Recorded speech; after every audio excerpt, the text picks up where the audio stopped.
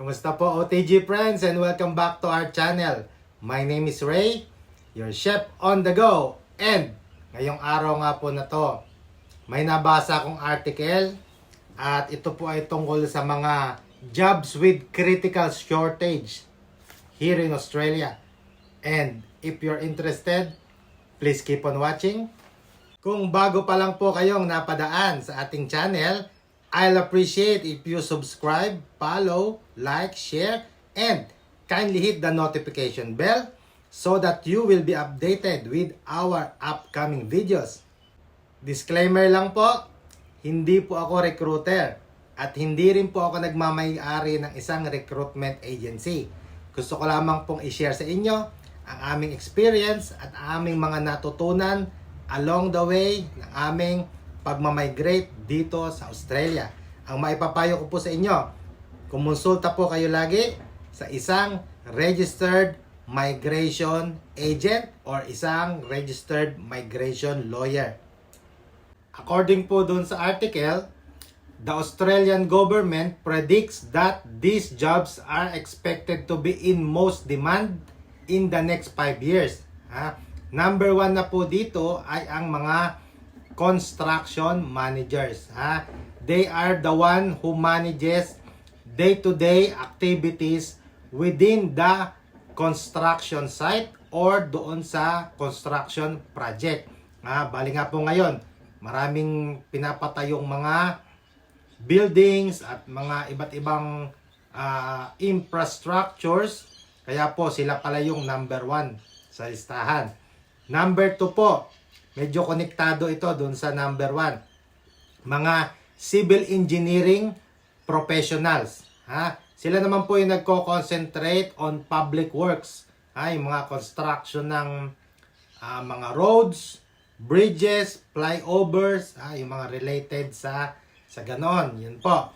At number 3 po sa listahan, early childhood teachers. Yun po. Bali sila po yung mga teacher na nagko-concentrate sa mga bata na ages between 2 to 5. Bago po sila pumasok ng primary school. Bali po yun yung mga preschool kids. Yun po. Yun po ang typical na age bracket na hinahawakan nila. Kasi nga po dito sa Australia, karamihan po ng mga magulang, mga mommies and daddies ay nagtatrabaho. Kaya po, yung mga bata, dinadala nila sa mga daycares or mga preschools. Yun po. At ito po, sila po yung mga nagkikare, nagtuturo sa mga batang ito habang nandun sa mga center na yan, sa mga lugar na yan. Number 4 po sa listahan natin ay mga registered nurses.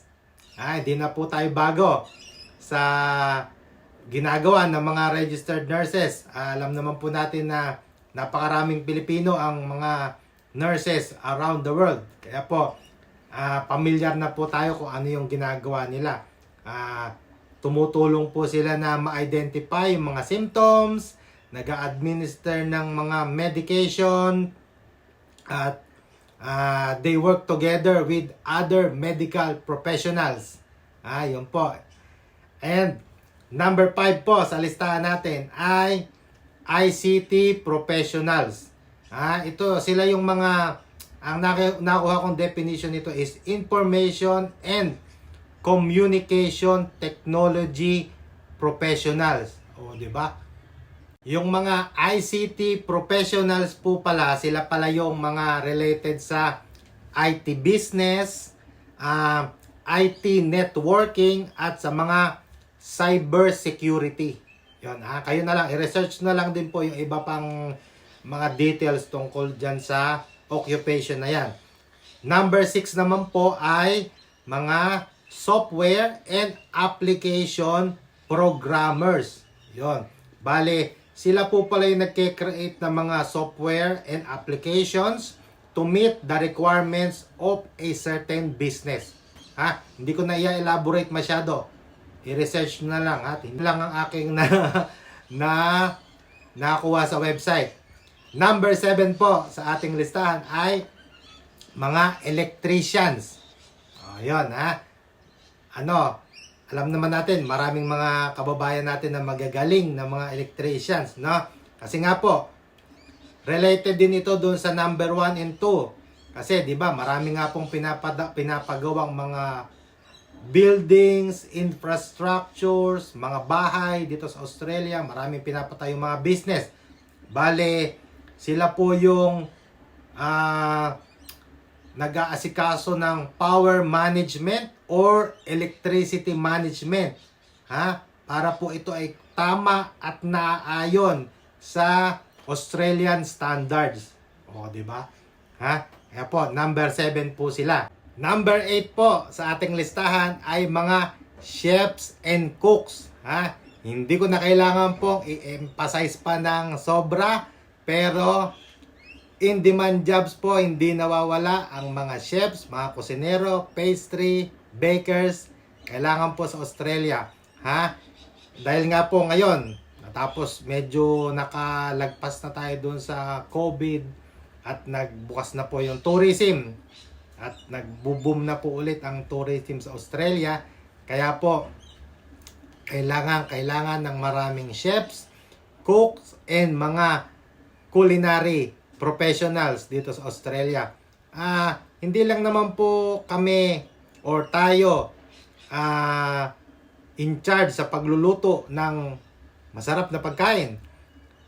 Involved din po tayo sa menu planning, ordering, maintaining high quality of food, hygiene, at minsan administrative task din po ay na-assign sa atin.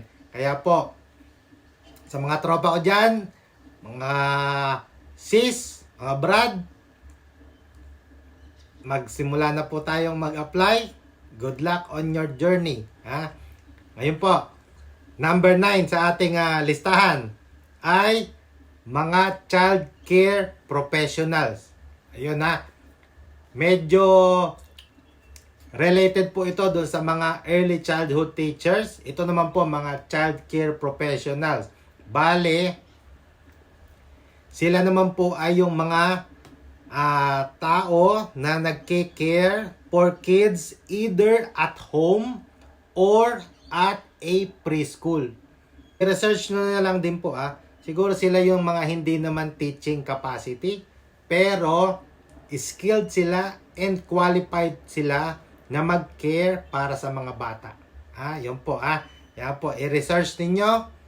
At para madagdag, i-comment down below nyo po kung meron tayong na-miss at kung meron kayong gustong i-share sa topic natin for today. At number 10 po sa ating listahan ay ang mga aged care and disability carers.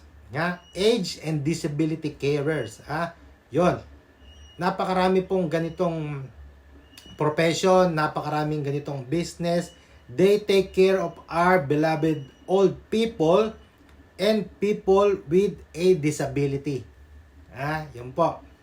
Sana po nakatulong, at kung nagustuhan nyo po ang video natin ngayong araw na ito, pakishare nyo po sa inyong mga family and friends kung sa palagay nyo po ay ang topic ay interesting.